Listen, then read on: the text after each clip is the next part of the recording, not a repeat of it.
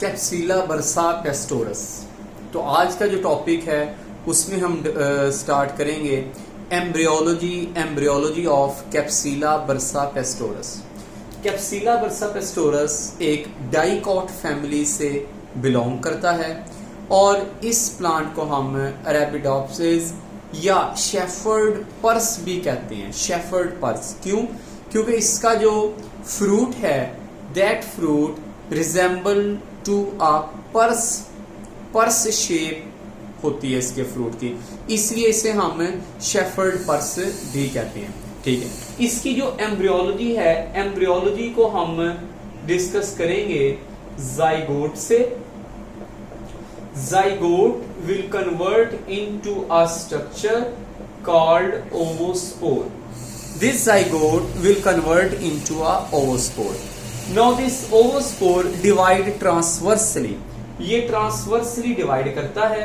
इसकी transverse division से दो सेल बनते हैं। एक को कहेंगे एम्ब्रियोनल सेल और दूसरे को हम नाम देंगे जो नीचे बेस पे है suspensor cell.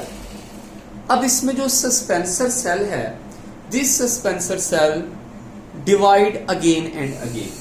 Suspensor cell again and again divide. So जब ये इसका सस्पेंसर सेल डिवाइड करेगा, रिपीटेड डिविजन्स होंगी जब सस्पेंसर सेल में, तो इसके नतीजे में इस तरह सेल्स की एक फिलामेंट बन जाएगी। ठीक है, सेल्स की एक यहां पे फिलामेंट बनेगी। अब ये जो सेल्स की फिलामेंट बनी है, ठीक है, सेल की ये जो फिलामेंट बनी है, इस फिलामेंट का नाम है सस्पेंसर। इस फिलामेंट को सस्पेंसर कहते हैं और ये एज सच अभी हमारे पास एम्ब्रियोनल सेल है जो कि मेजर पोर्शन एम्ब्रियो का बनाएगा। अब जो सस्पेंसर सेल है, first of all suspensor cell embedded the developing embryo into the tissue of gametophyte plant, उसमें embedded करवाएगा। Second one, from there absorb the nutrient। So हम ये कह सकते हैं कि जो सस्पेंसर है as a conducting tissue act कर रहा होता है। ठीक, ये सस्पेंसर का काम। उसके बाद आ जाते हैं इस एम्ब्रियोनल सेल पे। ठीक है, अब इसमें जो एम्ब्रियोनल सेल है, this embryonal cell divide two vertical divisions and one transverse division.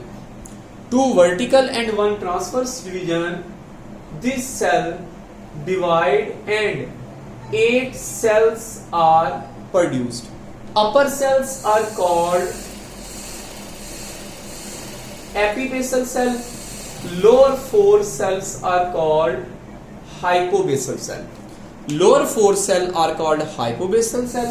Upper 4 cells are called epibasal cell. So there are total 8 cells in this developing embryo. Due to total number of 8 cells, this structure is called octant. This structure is called octant. इसे हम octant का नाम भी देते हैं। अब इसमें जो ऊपर वाले एपीबेसल सेल्स हैं, ये एपीबेसल सेल डिवाइड करके दो स्ट्रक्चर बनाते हैं। एक स्ट्रक्चर का नाम है प्लोम्यूल। डिवाइड करेंगे, दो स्ट्रक्चर्स बनेंगे। इनमें एक स्ट्रक्चर को हम प्लोम्यूल कहेंगे, दूसरे को cotyledon, and second structure is called the cotyledon. अब इसमें नेक्स्ट भी हम डिस्कस करेंगे कि जो कॉटिलेडन्स होंगे ना, टोटल 2 कॉटिलेडन्स होंगे इसमें, 2 कॉटिलेडन्स होंगे इसमें। ठीक है, between the 2 cotyledon a notch is present. From that notch epicotyl will develop. Epicotyl will develop. So ये एपीबेसल सेल्स के फंक्शन थे। अब इसी तरह आ गया हाइपोबेसल सेल, ये नीचे के hypobasal cell. These cells by further division divide and form hypocutile बना देगा।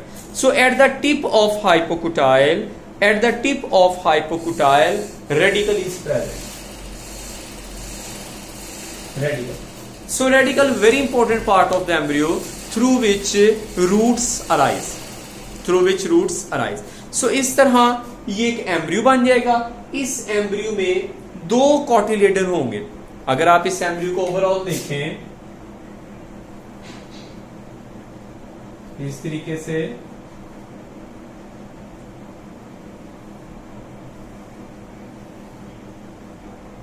यूं, ये नीचे 2 कॉटिलेडन है इसमें.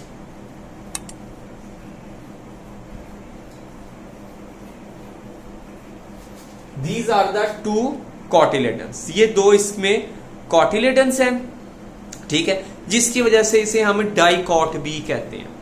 ये डाइकॉट प्लांट भी कहलाता है. सो जब ये एम्ब्रियो के ये स्ट्रक्चर डेवलप हो जाते हैं, इन स्ट्रक्चर्स के डेवलप होने के बाद यहां पे फर्दर डिविजन्स होती हैं और 3 लेयर्स बनती हैं. 3 लेयर्स. इन 3 लेयर्स में आउटर मोस्ट लेयर को कहते हैं डर्मेटोजिन. क्योंकि ये डर्मेटोजिन आउटर मोस्ट लेयर है, तो इस डर्मेटोजिन के सेल्स जब डिवाइड करेंगे तो इससे ओवरऑल पूरी प्लांट बॉडी की एपिडर्मिस बनेगी. इसी तरह सेकंड जो लेयर है उससे नाम देंगे periblem. Periblem give rise to cortical tissue. Cortical tissue यानी एक जो प्लांट बॉडी है उसमें रूट है, स्टेम है, लीव्स है. इन स्ट्रक्चर्स की जो कॉर्टेक्स हैं वो इस पेरिबेलम से डेवलप होंगे. तीसरा जो स्ट्रक्चर है उसे कहते हैं plerome. Now this plerome give rise to vascular bundles.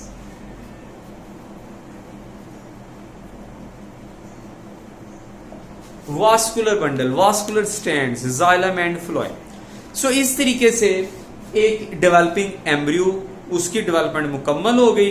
Cotyledon बन गए, रेडिकल बन गया, प्लोम्यूल बन गया. अब ये हमारे पास एक सीड है. इस सीड को जब सो किया जाएगा तो इसके सो करने से एक नया हमारे पास ये स्पोरोफाइट प्लांट डेवलप होगा. ठीक. So this is the complete development of capsella bursa पेस्टोरस.